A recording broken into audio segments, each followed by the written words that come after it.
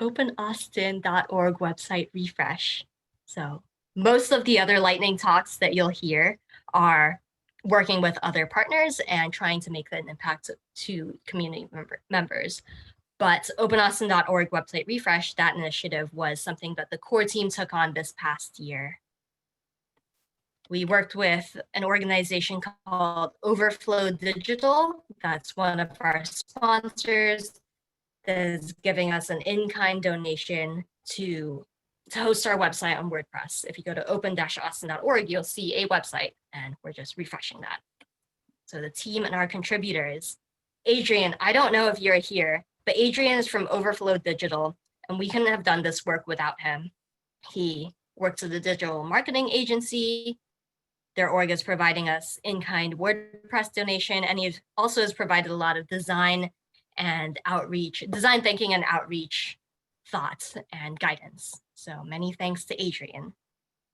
In addition, we had Amelie, Steve, Matt Carey, Mateo, and Vicky also contribute to this project with ideas and inspiration, etc. Why were we doing this? Why? Open-austin.org is fine. Why change something that's not broken? Well, quite simply, we wanted to cast a wider net.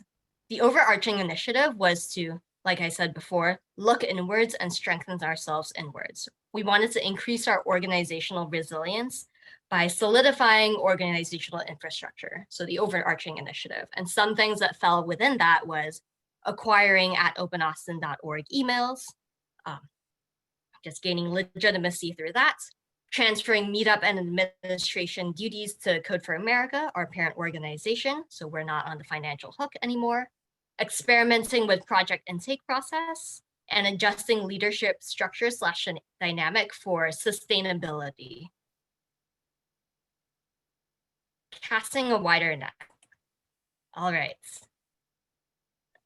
Let me go back. So on the right, there is a snippet from our design brief that we created. So the current site delivers all the information that a prospective member would want to know before committing to OpenAustin. But this particular effort builds upon the existing site, and it really analyzes all the user groups that we have. You can be someone who is just casually thinking about joining OpenAustin. Maybe you're new to the town. Maybe you are an existing member and you're like, I want to find this particular piece of information and I don't care about the rest. Or you could be a liaison of another third party that's like, oh, I've heard about this OpenAustin thing. I don't know if it works for us, but I'm going to see what it's about. So these are our user groups and our audiences that we have. A broad brushstroke of like the general public doesn't work. And so we wanted to be targeted in terms of crafting and designing our website to fit the needs of those three audiences. The main challenge that we learned this past year was building a site with / for a group of technologists is harder than you'd originally imagine. And so what that means specifically is that the definition of quote unquote simple varies wildly across areas of expertise. I am not an engineer, a professional engineer, although I'm an engineer by education. And even then I was pretty uncomfortable and unfamiliar with tweaking the existing website, which had you had to tweak the existing website through code.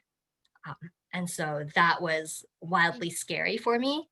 But to technologists that were tried and true in OpenAustin, that was like easy stuff. The second thing was tangible artifacts or tangible exhibits help articulate vision. So really pointing and visualizing, here are the different sectors of our audience. Here's what we've gotten from user interviews, like what people want, just bringing realism into the work that we're doing. And finally, knowing your user, or specifically your users.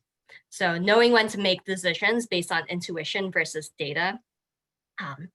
We can posit that certain pieces of information on openaustin.org is what folks want to see. But why don't we actually talk to the people that we're trying to serve to learn that, to validate that? Just ideating in a silo don't ideate in a silo. Always talk to your users, always talk to your audience, because then you can build what fits their needs. And finally, you are not your users. So you might know what's good based on intuition, or you might think you know what's good based on intuition. But always talk again. Always talk. Always close that loop and get user feedback. All right. I feel like I'm running low on time. So our next steps is we have last UX research efforts. And in 2021, Q1, we're going to be launching the new website. Speaking of last user research efforts, I'm going to call on everybody in the audience to answer this question. So the question is, when you see a project on the website, what information do you look for and in what order? So there are a few options here: code repo, tech stack, partner organization, project lead, video chat link, whatever you have. So I'm going to give like 15 seconds, an arbitrary number.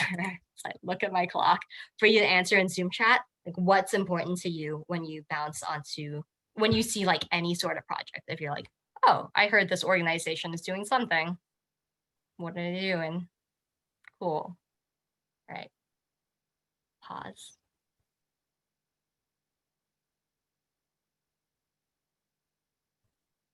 Project goal, what does success mean?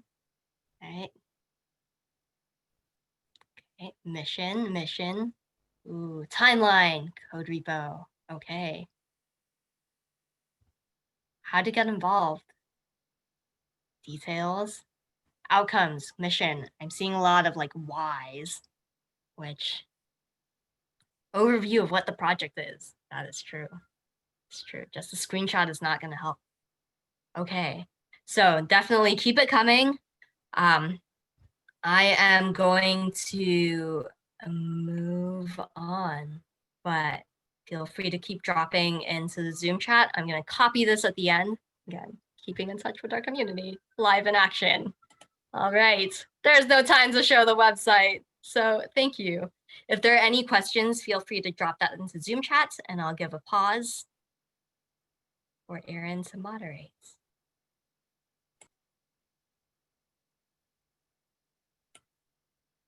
Cool. Sounds like there are no questions. That's it for me. Yes, someone private messaged me and said, no time for demo at the demo. That is true. We are not demoing at the demo.